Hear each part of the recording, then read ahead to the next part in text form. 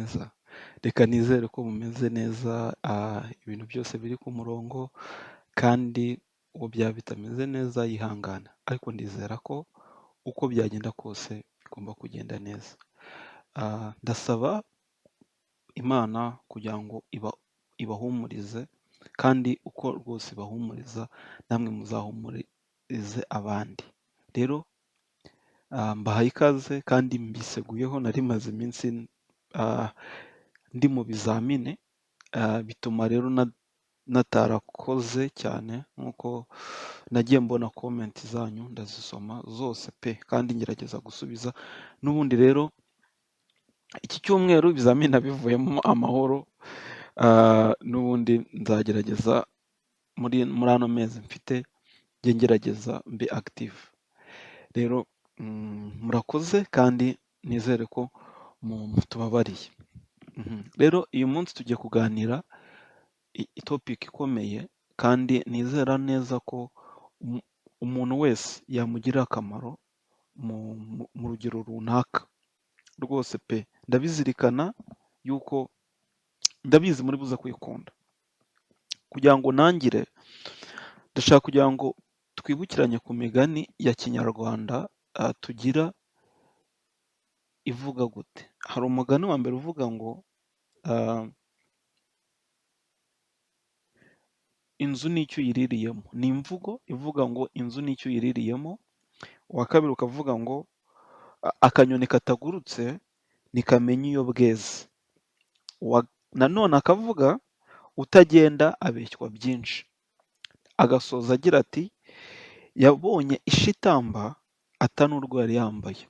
Iyi migani yose ihuriye kuri topic tugiye kuvugaho, ivuga ko ndashaka kwibaza ngo ese koko Amerika, Europe, kuba umudiyasipora ni ubukire? Ese koko kujya muri Amerika ni mu gihugu cy'isezerano nk'uko abantu bamwe babivuga? Ese kujya muri Europe koko uba ukize? Ndashaka rero kugira ngo tuganire kuri iyi topic kandi ndizera neza ko utari wafata umwanzuro cyangwa uwageze muri ibyo bihugu, cyangwa uri muri Europe, cyangwa uri muri Amerika, cyangwa uri muri Aziya wese, cyangwa umudiyasipora wese ashobora nawe gutekereza ku byo tugiye kuba tuvugaho, akaba yakwisuzuma neza. Nk'uko mbitangiye tubereka amafoto meza kandi koko ni meza kandi koko ni byiza, ariko nk'uko natangiye mbivuga, umugani wa mbere uravuga ngo inzu n'icyo uyiririyemo.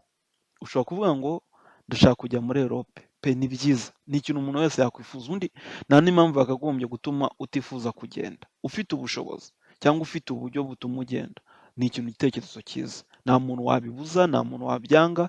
Kandi pe ku ruhande rumwe nk'umuntu nk'umu public accountant ndabyumva, kuko bituma igihugu gitera imbere mu buryo bumwe cyangwa ubundi.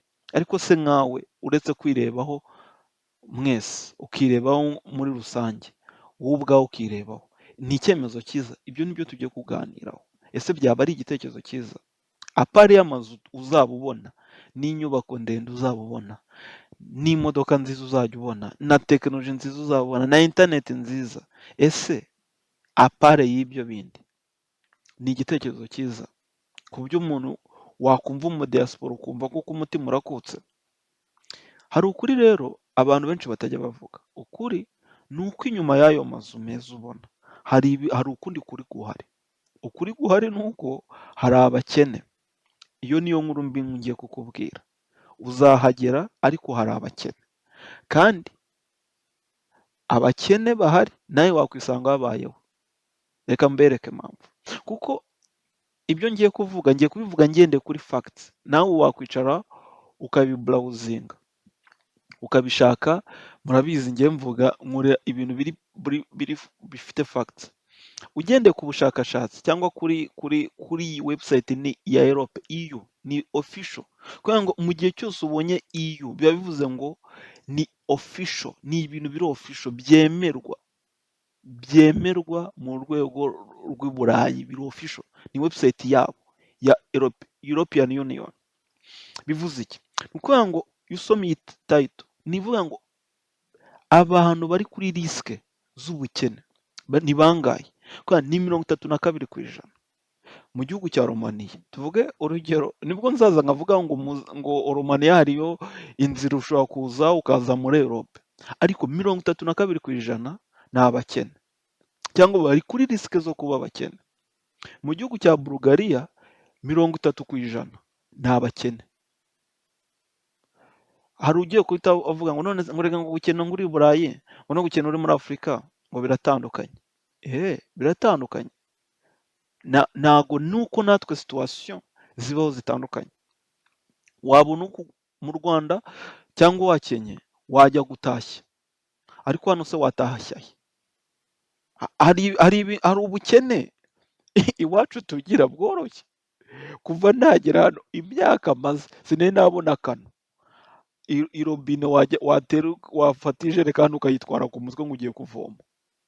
Bivuze ngo iki? Bivuze ngo guteka ni ifaranga usohora, koga ni ifaranga usohora, kunywa amazi ni ifaranga usohora, buri kintu cyose ni ifaranga. Bivuze iki? Niba uri umukene rero, icyo bita pouvoir d'achat yawe iragabanuka. N'ubundi ikikugira umukene nta kindi, ni uko udafite pouvoir d'achat. Uramutse ufite pouvoir d'achat, icyo bita pouvoir d'achat ni iki? Ufite ubushobozi bwo guhaha, bwo kujya ku isoko, ntabwo icyo gihe uba uri umukene. Ariko ni ukuvuga ngo niba muri ino European Union yo yicara ikavuga ngo 32% by'abantu nako 21% nk'uko mubibona bakoze ikigereranyo, 22% n'ibice 4 by'abaturage b'i Burayi barimo gusatira ubukene, kandi ni data zo muri 2023. Bivuze ngo ni amakuru ya vuba. Biba bivuze iki? Biba bivuze ngo nawe nuza iyi probability ni nini. Ni ukuvuga ngo ufasha abantu 100, icyo biba bishatse kuvuga, mu bantu 100 ufasha 23 baba barimo gukena, bari abakene. Bivuze iki? Ni ukuvuga nawe nibagufata mu icyo gikundi uzasanga uri umukene.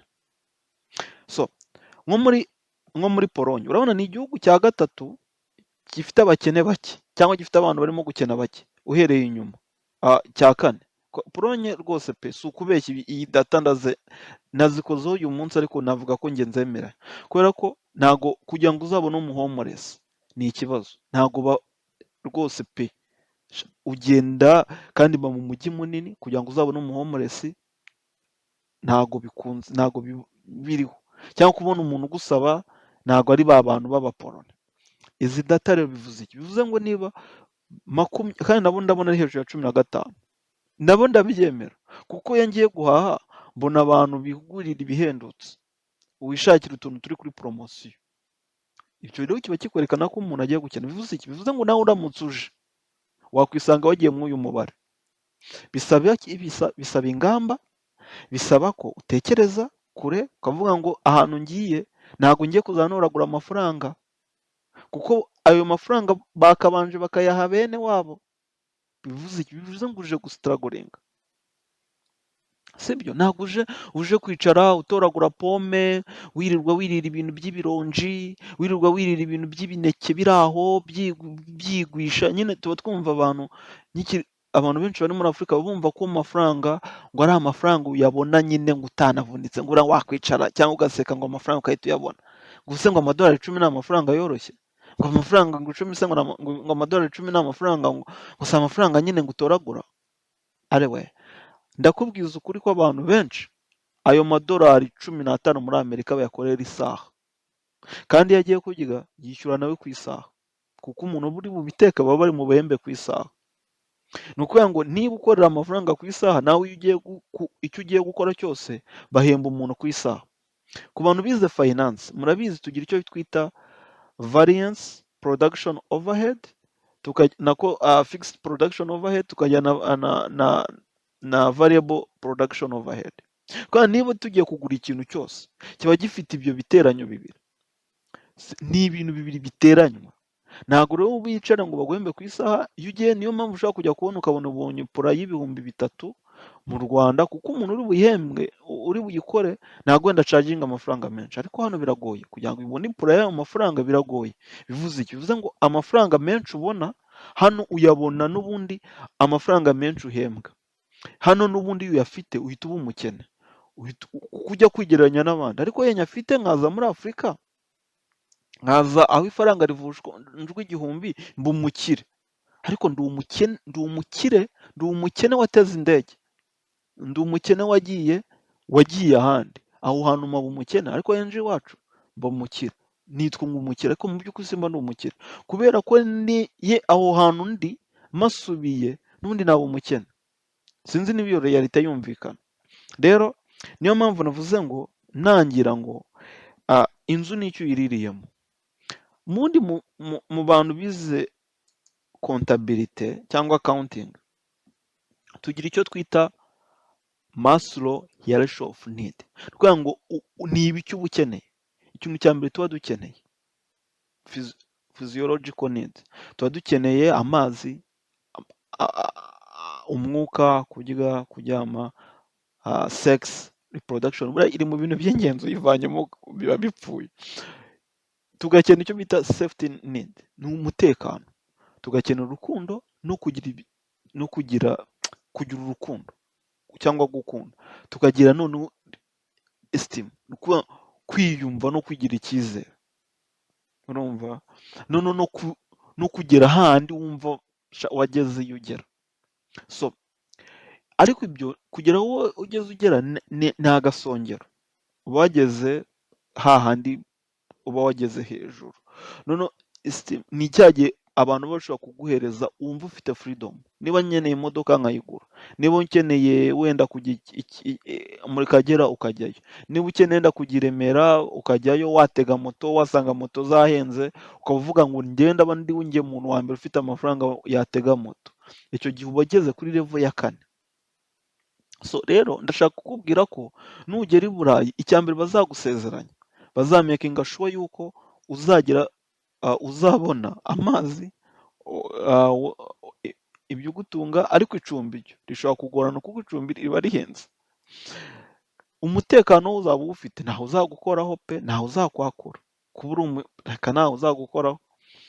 Ariko so ibi rero iyo ubifite, natwe turabifite, urabifite, ariko nanone sinakubwira ngo usitakinge ube sitake ahantu hamwe. Niba wumva ufite ubumenyi, ufite ibintu ushaka ku experiencinga, ufite intumbero z'ibintu wumva ushaka kugeraho, nakubwira ngo ukeneye kurivinga comfort zone yawe, ukayivamo, ukavuga ndi ahantu kabisa reka amave, ariko ukahava warabiteguye. Apana kuvuga ngo kanaka yaragiye, kuko ushobora gusanga aragiye amaze imyaka 4 yabuze n'ubushobozi bw'umugarura. Arabitwaza ngo babuze dokima, ngo ibintu nazi, ariko ni gute wambwira ngo umaze imyaka 4? Biba byakugoye. Icyo gihe ni ukuvuga ngo gutega miliyoni, ntazagira umuntu ukubeshya ngo kuva ngo nta hantu nzi muri iyi si y'abazima, kugenda arere turu byarenza miliyoni itike, ku buryo umuntu yamara, kuko itike z'indege ziba ziri flex, ziba zihoraho, ari igiciro gihoraho, ku buryo umara imyaka 2 warabuze igihe itike yabaye makeya. Ari igitike abantu baba batagenda, ari nko mu gihe batagenda pe, badakeneye kugenda, kuko abantu b'i Burayi kenshi bagenda mu gihe cy'impeshyi. Ubu mu mpeshyi amatike arahenze, ariko se mu itumba wamaraga iki? Kuki utamanutse? Indege ziba zimanukiraho. Rero niba umaze imyaka 2, ntumbwire ngo ni ibindi bintu nazi. Biba bivuze ngo ubushobozi bwawe ni buke. Niba ushobora kugenda ukamara imyaka 5, kabuze umuntu umaze imyaka 5 muri Europe atarataha, utari wamwumva ngo yaje i Kigali, utari wamwumva ngo yaje i Bujumbura, uwo muntu umenye ko ubuzima bwaramugoye, bigutera ubwoba, uvuga ati nanjye nshobora kuzaza ubuzima bukansekura, bukankubita, kuko ubuzima buba bukomeye. So hari abantu rero nanone baba bivugira ngo reka ngo tujye muri Amerika. Iyi ni official website ya US, urabibona, an official website of United States government. Ni official website, ntabwo ibintu ndimo kuvuga ari ibintu navanye mu mutwe. Ni ibintu bifitiye proof. So website iravuga gute? Iravuga ngo 11.5% y'abanyamerika bari mu bukene, bafite ubukene, kurya ni ibibazo. So bivuze iki? Bivuze ngo igihugu cyose wagikeneramo, igihugu cyose wagikiriramo. Rero ariko mbere y'uko uva aho uvuye ushaka kujya kuri step imwe, banza utekereze. Muvandi ndakwinginze, mbere y'uko ubanza kuvuga ngo ndashaka kujya aha, ujyanye iki? Ugiye ahantu uzasanga insurance ari ibibazo, ugiye ahantu uzagenda mituweli idakora, yawe wari ufite idakora, uzarwara ugakenera wenda kugira n'izindi ugakenera kumanuka, ugiye ahantu uzasanga nta muntu ukuzi, ugiye ahantu uzarwara bya bindi byo kuba nta mukozi uri buze kugukoresha, uri buze kugukorera, ugiye ahantu buri kintu cyose usabwa kwigengaho, usabwa kwirebaho. Niyo wagenda ukagira inshuti, inshuti zizaba ziri bukore, ntabwo uzagira inshuti zihita zivuga ngo buriya ngo hari abantu uba ufite b'inshuti zawe ariko mumaze nk'umwaka cyangwa amezi mutarahura. Kubera iki? Kubera ko ubuzima buragoye.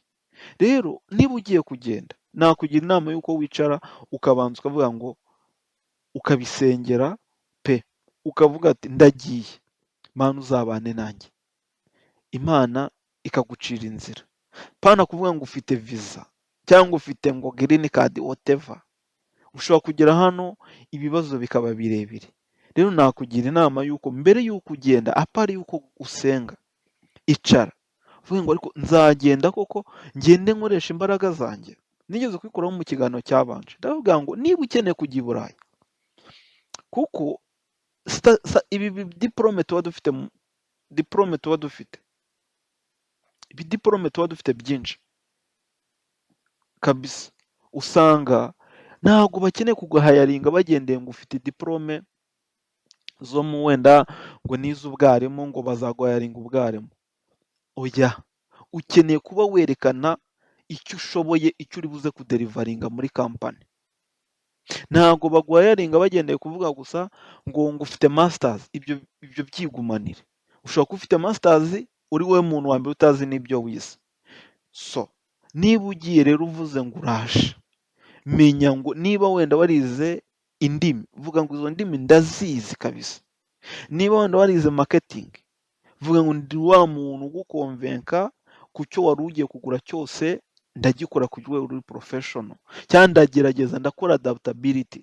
Ariko niba no gucana imashini bikugora ukavuga ngo uraje, uje rwose, nakugira inama yo kubanza ukagira utuntu witozamo, ukagira utuntu wishyushyamo, kugira ngo nuza utazaza wisanga wagiye muri iyi 30%. Ikindi, gerageza ushaka akantu byibuze uvuga ngo wiga gatandukanye cyangwa gasapotinga ibyo wize. Urugero, wize accounting ariko hano bakeneye kureba niba ushobora gukora mu kigo kiri international. Ntabwo uzaza uvuga ngo nize accounting gusa. Hari n'igihe narabivuze mu kiganiro cyabanje, hari n'igihe iyo university ushobora kuyivuga bakayireba, na university nshaka kumentioning bagasanga nta n'ubwo ibaho. Rero ukeneye kuba byibuze, niba ushaka kuza ukaba successful, inama nakugira mbere na mbere, shaka ukuntu wicara utegura urwo rugendo rwawe, urubare nkawe ubwawe, uvuge ngo nshoboye iki, ikintu nshoboye nakiderivaringa gutya.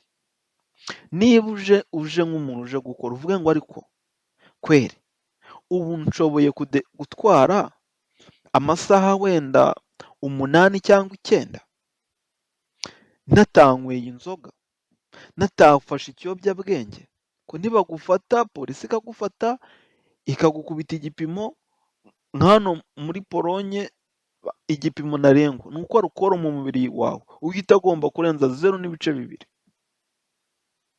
Urumva ushobora no kunywa energy drink ikahita igisona, kandi perime yawe bahita bayitwara. Bivuze iki? Bivuze ngo ukeneye gutoza umubiri wawe ko byibuze wakagombye gusinzira amasaha nyine ukumva ko ugiye mu rugamba.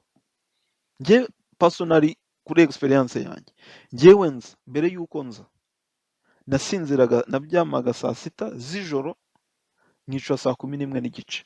nari naratoje umubiri wanjye byibuze ugeze kuri kapasite y'uko usinzira amasaha 5 n'iminota 30. Navugaga ko impamvu nari ntarabibaza nubwo ndi umu cyber security engineer, navuga ngo ariko nshobora kwisanga ngeze hariya ugasanga ngiye gukora mu ruganda kandi bakora amasaha 12, nkazakenera guteka, ni ukuvuga ngo nkeneye kunaniza umubiri wanjye. Nananizaga umubiri wanjye ugira urabimenyera. Ku bw'amahirwe kubera ubumenyi nari mfite ntabwo nigeze mba nkora ibyo natekerezaga. Ni amahirwe nabwo ko hari benshi baba babizi kukurusha. Hano ntuzaze wumva ngo uri umuntu w'umuhatari, uzasanga abandi bahatari. Uzasanga umwana watangiye akazi afite imyaka 16, uwo muntu nuba wapfa kumurusha. Urumva icyo umurushirizaho, umurushiriza kuri adaptability, ukaba uzi data mining, ukaba uzi, ndavuga nko ku rwego rw'umwayite, ukaba uzi data mining, ukaba uzi SQL, ukaba uzi Power BI, ukaba uzi Tableau, ukaba uzi cyber security, ku buryo bakujyana muri angle zose bakumva uriyaminiye. Ariko ntabwo uzaza umbwira ngo ngiye i Burayi gusa. Kabisa, ngo ugiye i Burayi gusa, ugiye gukora iki? Mbere na mbere nk'uko nabivuze, banza utegure urwo rugendo rwawe. Apana kumva ko ngo i Burayi ngo abantu birirwa batoragura amafaranga. Ni ahantu uzabona amafaranga. Yahe wayakura he? Ko naho ni ahantu batoragura amafaranga. Cyangwa uvuge ngo buriya ngo nzayanirwa nibera mu iyi nzu. Ninde wakubeshye? Uzaba mu nzu iciriritse. Banze wumve ko ugomba kubaho ubuzima bushaririye ukihagera. Ikindi ureke kumva ko hari abantu baba bimenyereye ko babona utu opportunité bakabona nk'akaruswa. Ntabwo hano bikora. Hano ni ayo mafaranga uhembwa niyo bakwandikira. Ntushobora kuyajya hejuru, ntushobora kuyajya munsi. Promosiza kuko uyikwiriye. Urumva ubuzima barakaze. Rero numve ko niba uje ngo kuzajya utoragura amafaranga agwa amanuka nk'aho ari amavoka, nta hantu aba. Ayo mafaranga nta hantu uzayavana. Ibintu byose bisaba kwitanga, bisaba kwibabaza, bisaba kuvuga ngo nkura amasaha y'ikirenga, sibyo?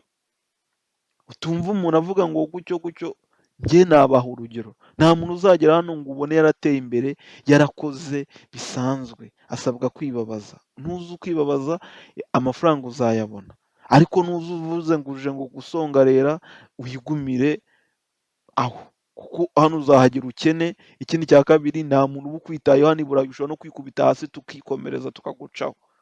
Nta muntu uba ukwitayeho. Usanga hari umuntu wifitiye stress z'ibinyejana. Ise yaragize stress, nyina agira stress, nako nari mbicuritse. Nyirakuru yabuye muri stress, ise bamubyara ari muri stress, nyina bamubyara nawe amubyara muri stress. Ntabwo uzaza umuntu ntabwo azaza kwirirwa akwitaho. Rwose umuntu ashobora kwikubita hasi, umuntu yifitiye akazi. Kandi rwose nanjye pe si ukukubeshya, umuntu yifitiye akazi ntabwo wahagarara ngo ugiye ngo kumwitaho. Nta kazi nyine. None se boss wamubwira gute? Ntabwo ari bya byo kuvuga ngo imvura yaguye ngo ibiki. Niba baguhemba kuko wakoze, baguhemba kuko wakoze, ntabwo baguhemba kuko wabeshye. Ntibishoboka. Ugomba kumva ko ubuzima nuza buzahinduka. Ibintu byo kwirirwa uvugiriza ukabivamo, ukavuga ati birakaze, nagira ngo mbaho ukuri. Ntabwo nta i Burayi no muri Amerika nta mu diaspora ucura amafaranga. Ayabona yamuvunye, kandi uyabona atamuvunye nayo byose bizaramba. Rero niba ushaka ibintu bizaramba, ugomba kwemera ukavuga ngo ngiye kuvunika. Murakoze. Reka munsezerere umugani njye mu tundi turimo, ariko ngasubiramo. Nuzi i Burayi wumva ko ngo ugiye gutoragura amafaranga, cyane niba ufite imyumvire yo kumva ko ngo ugiye gukira, naberetse probabilité y'ubukene. I Burayi hari abantu 20%, ni pourcentage my friend. 21% of total population bari kuri risike z'ubukene. ntago rero nuza kandi na Amerika nabikweretse si byoroshye, na Canada nabikwereka, ni ibintu nawe ushobora kwicara ugakorera ubushakashatsi, urumva? Ntabwo uri kubu rero iyo numvishe umuntu aricaye hariya arimo kuvuga ngo ngiye i Burayi ngo ndakize, urakize? Ngo ugiye Amerika ngo urakize, ninde wakubeshye? Hari abagiye n'ubundi wumva baragiye barakira, ariko amahirwe uko barimbura umwumbati siko barimbura inturusu, sibyo? Byose ni ibihingwa, buri kintu cyose gisabwa gutegurwa, gisabwa kwihangana, gisabwa guca bugufi. Murakoze. Mbagiriye inama nk'umuntu wabaye mu izo situwasiyo ebyiri, sibyo? Urwego waba uriho rwose, niba ugiye kuva mu gihugu utavukamo, niba ugiye kujya mu gihugu utavukamo, ugomba kumva ko hari na challenge n'umutwaro uba ugomba guhura nawo, sibyo? Ikindi ugiye mu gihugu cy'abantu b'abazungu, uzakubona wese azahita abona ko utahavuka. Icyo nacyo ni uwundi mutwaro ugomba gutekereza ukumva ko nta bintu byo kudiyambira, nta bintu byo gukina. Njye ninjiye, urugero ninjira muri furo nkoreramo, nkabona ni muri department ndi umunyafurika njyenyine, bituma nadareba kuri telefone, ndakurahiye. Erewe, ni amahirwe wagize yo kuba wicaye aho hantu nta wundi muntu uhicaye. Uzabwa abantu bakurusha ubuhanga, bakabaye barimo gukoresha izo opportunity. Noneho uraje urumva ko uzajya wirirwa ngo udeyambira, ntibishoboka. Niba uje wumve ko ugiye kuri struggle, wumve ko ugiye guhiga kandi ugomba gutsinda, sibyo? Turi kujyana. Bifurije rero ufite ibyo gitekerezo ko wazaba successful, kuko uteye imbere nanjye byaneza imbere. Uteye imbere ni u Rwanda ruba ruteye imbere, uteye imbere ni Afurika iba iteye imbere, uteye imbere ni ubundi buba buteye imbere, uteye imbere ni Kongo iba iteye imbere, uteye imbere ni famiye yawe iba iteye imbere, kandi famiye yawe iryo terambere ringeraho. Amafaranga ni cycle, ntabwo amafaranga wirirwanye wari uzi uwo yahereyeho. Rero iterambere ryawe niryo terambere ryanjye, ariko numve ko ubuzima bworoshye. Ubuzima ntabwo bworoshye, ubuzima ni intambara, ariko iyo ntambara ugomba kumenya strategy zo kuyirwanya. Abantu basenga basoma Bibiliya, Yesu yaravuze ngo ninde muri mwe wajya kubaka inzu ntabanze kubara ibizayigendaho. Mu Bisilamu sinzi uko babivuga, ariko mpamya ko nawe hashobora kuba harimo icyigisho kimeze nk'uko. Ninde muri mwe wagiye kubaka inzu cyangwa wajya kubaka inzu ntabanze kubara amatafari, ntabanze kubara imiya zizayigendaho. Murakoze. Rero mubitekerezeho, niba ugiye gupanga urugendo rwawe rwose, ubanze urupange uvuge ngo ariko koko hari ahantu barahakirira cyangwa. So ibihe byiza rero, nawe ubutaha. Bye.